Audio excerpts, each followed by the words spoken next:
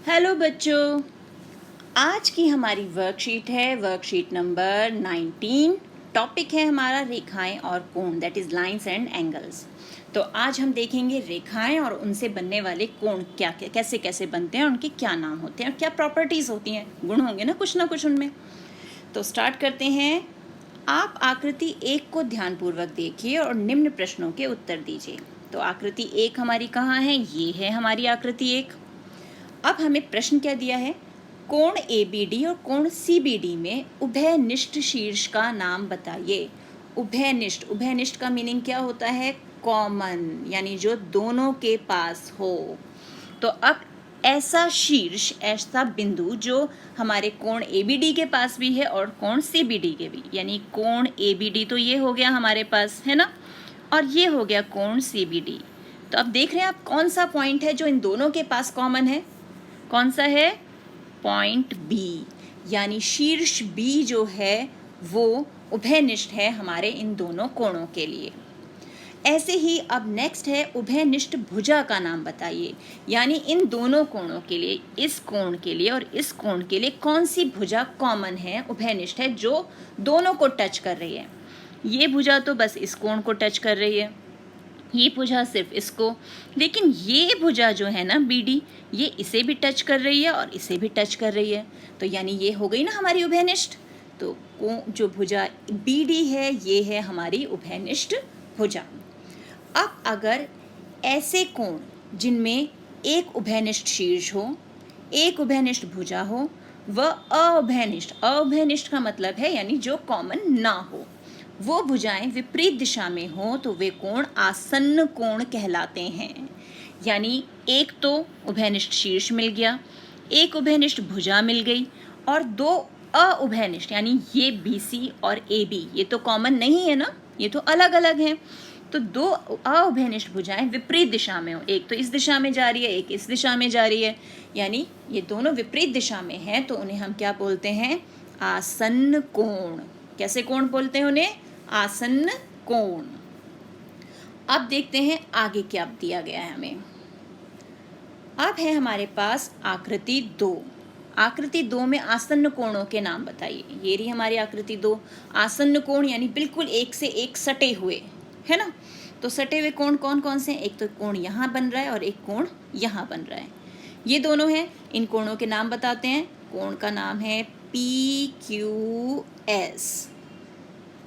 ये याद है ना, कोण का नाम कैसे रखते हैं हम? जिस बिंदु पर, जिस शीर्ष पर कोण बना होता है, वो कोण, वो जो अल्फ़ाबेट है हम बीच में लिखते हैं और आसपास के दोनों जो अल्फ़ाबेट हैं वो उनके साइड में। तो कोण PQS। अब दूसरी बार हम ये कोण ले रहे हैं। अगेन कोण हमारा Q बिंदु पे बन रहा है, तो हमने उस शीर्ष को बीच में लिख लिया। अब कौन है आसपास? R और S। तो R और S, ये बन गया हमारा दूसरा कोण। तो देख रहे हैं इस तरह से हम कोण के नाम लिखते हैं। तो ये हो गए हमारे आसन्न कोण। अब अगर इन्हें ध्यान से देखें तो मैं इसे इस ढंग से बना सकती हूँ, और जो हमारे कोण, ये सिंबल याद है, ये कितने डिग्री के कोण के लिए होता है? 90 डिग्री के लिए। शाबाश, आपको तो याद है। तो ये कोण होता है हमारा 90 डिग्री का। तो जब हमारे, अब यहाँ हम ध्यान से देखें तो PQS और RQS का जो जोड़ है वो 90 डिग्री के बराबर आ गया ना, 90 डिग्री के बराबर। तो जब दो आसन्न कोण यानी जो दो सटे हुए कोण हैं उनका योग समकोण 90 डिग्री होता है, तो वो दोनों कोण पूरक कोण कहलाते हैं। कैसे कोण होते हैं वो? पूरक, यानी एक दूसरे को पूरा करते हैं, पूरक कोण कहलाते हैं। यानी अगर ये कोण 30 डिग्री का होगा तो ये कोण दूसरा कितने का हो जाएगा? 30 में कितना जोड़ेंगे कि ये पूरा 90 का हो जाए? तो ये वाला कोण हमारा 60 डिग्री का हो जाएगा। 60 और 30 90, यानी 30 का पूरक कोण है 60 और 60 का पूरक कोण है 30। देख रहे हो, ये इसका पूरक कोण 60, 30 का पूरक कोण। तो इस तरीके से दो आसन्न कोणों का योग अगर 90 डिग्री है तो वो होते हैं हमारे पूरक कोण। अब आ जाते हैं हमारी आकृति 3 पर। अब यहाँ क्या दिया गया? यहाँ भी हमें दो आसन्न कोण दिख रहे हैं, एक ये रहा और एक ये रहा, है ना, यहाँ तक, और एक ये रहा। अब इनके भी नाम लिखें। पहला कोण किस पे बन रहा है? ये बन गया इस बिंदु पे N पे, तो N को हमने लिख लिया बीच में, और आसपास कौन है? एक जगह M है और एक जगह O, तो M और ये रहा O। तो पहला मिल गया कोण हमें, और दूसरा फिर N पे, यानी N को बीच में लिखा, एक बार P और एक बार O, यानी P और यहाँ लिख दिया O, ये बन गया कोण PNO। तो हमारे पास दो कोण आ गए, कोण MNO और कोण PNO, जो हमारे आसन्न कोण है इस आकृति 3 के लिए। आप इसे ध्यान से देखो, यहाँ पर ये क्या बन गया, डी की शेप बन गई ना। और डी याद है ना, चांदा या टी जिसे आप कहते हैं, जिससे आप कोण बनाते हो, छोटी क्लासेस से बनाते आ रहे हो कोण, 30 डिग्री का कोण, 60 डिग्री का कोण, वो इसी शेप का होता है ना। और वो कोण जिसमें कितने से शुरू होता है, 0 डिग्री से वो शुरू होता है और फिर 10, 20, 30 करते हुए लास्ट में कहाँ तक पहुँचता है, 180 डिग्री तक। तो ऐसे ही बेटा, जब हमारे ये दो आसन्न कोण हम देख रहे हैं, इन दोनों कोणों को अगर हम जोड़ दें तो हमारे पास कितना आ जाएगा उत्तर, 180 डिग्री। तो कोण MNO और कोण PNO को हम जोड़ें तो हमें मिल रहा है 180 डिग्री। तो जब दो आसन्न कोणों का योग ऋजु कोण यानी 180 डिग्री होता है तो वे दोनों कोण संपूरक कोण कहलाते हैं। ऊपर 90 डिग्री वाला था हमारा पूरक कोण, और ये है संपूरक कोण। ठीक है, तो अब यहाँ पर एक चीज़ और ध्यान से देखें कि ये पूरी की पूरी जो है आपकी एक सरल रेखा है, बिल्कुल स्ट्रेट लाइन है ना, सरल रेखा। तो जब ये कोण आसन्न कोण जो हैं, ये दोनों कोण ऐसे ही कोई और भी कोणों का युग्म हो और वो एक ही रेखा पर बना हुआ, सीधी रेखा पर, अलग अलग नहीं, एक ही रेखा पर बना हुआ, और ये डी जैसी आकृति आपको मिल रही हो, तो उन्हें हम बोलते हैं रैखिक युग्म या रैखिक कोण। ठीक है, तो जब आसन्न कोणों की अउभयनिष्ठ भुजाएं मिलकर एक रेखा बनाते हैं तब कोणों के उस युग्म को रैखिक युग्म कहते हैं।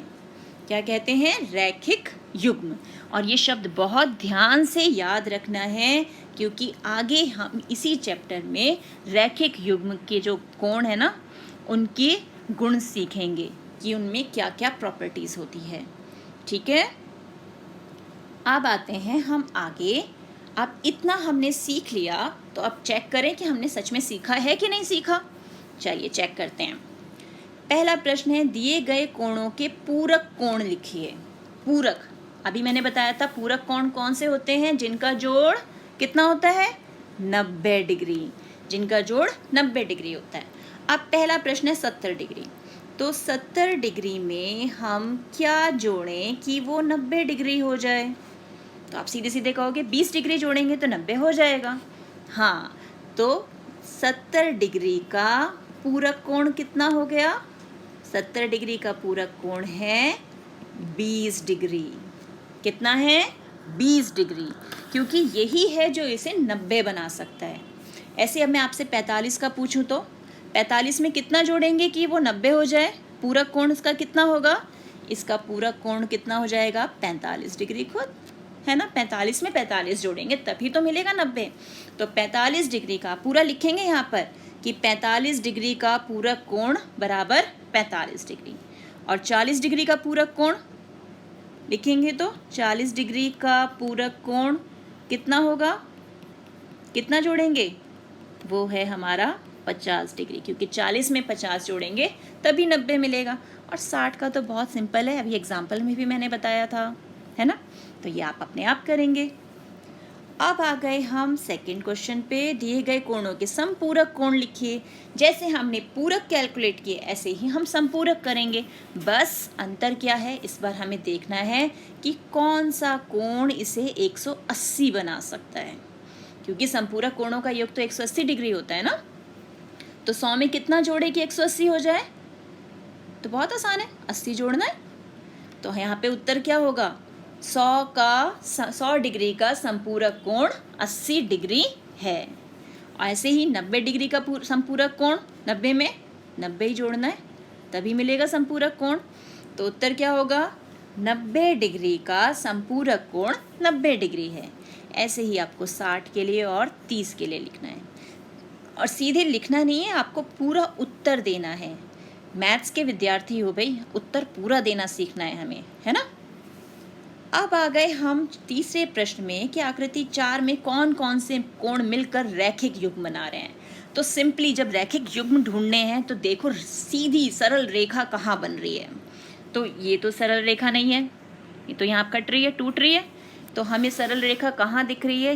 ये रही हमारी सरल रेखा, यही है ना हमारी सरल रेखा ए बी।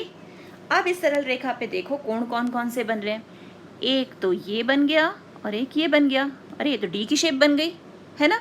तो अब इसका नाम रखें तो ये ओ बिंदु पे बन रहा है, ओ को बीच में लिखा, आसपास कौन है? ए और सी। तो ए और सी को आसपास लिख दिया, कोण ए ओ सी। अब फिर ओ पे है, ओ को लिखा बीच में, बी और सी आसपास है तो बी और सी को आसपास लिख दिया, कोण बी ओ सी। अब ऊपर जो कोण बन रहे हैं वो तो बनते हैं, नीचे भी ध्यान से देखो, नीचे भी ये कोण बन रहे हैं। एक कोण ये रहा, एक कोण ये रहा और फिर से डी की शेप बन गई, यानी ये भी रैखिक युग्म है। जैसे ही डी की शेप बने यानी रैखिक युग्म है हमारे। तो अब यहाँ पर फिर हमारा कोण का जो उभय निशीर्ष है वो ओ है, वो हमने लिख दिया ओ। आसपास कौन है? ए और डी, यानी ए और डी को आसपास लिख दिया, ए और डी कोण बन गया। और फिर से दोबारा हमारा शीर्ष है ओ और आसपास है बी एंड डी, तो बी और ये रहा डी, कोण बी ओ डी हमारा रैखिक युग्म। तो अब यहाँ पर हमें दो रैखिक युग्म मिले हैं, एक तो ए ओ सी बी ओ सी और एक मिला है A O D and B O D. देख रहे ना। अब है लास्ट हमारा रिक्त स्थान भरिए। कोण ए ओ सी में क्या जोड़ें कि वो 180 हो जाए, यानी कोण ए ओ सी में कौन सा कोण मिला दें कि वो डी की शेप ले ले। तो कोण ए ओ सी तो ये है हमारा, इसकी डी की शेप को कौन पूरा कर रहा है? यहाँ तक तो ये आ गया, ये डी की शेप को पूरा कर रहा है और ये है हमारा कोण बी ओ सी। तो यहाँ उत्तर आएगा कोण बी ओ सी। सिमिलरली ए ओ डी को 180 कौन बनाएगा? जो इसका रैखिक युग्म का दोस्त है। रैखिक युग्म में इसका दोस्त कौन है? ए ओ डी का बी ओ डी है ना, हमने ऊपर अभी लिखा था।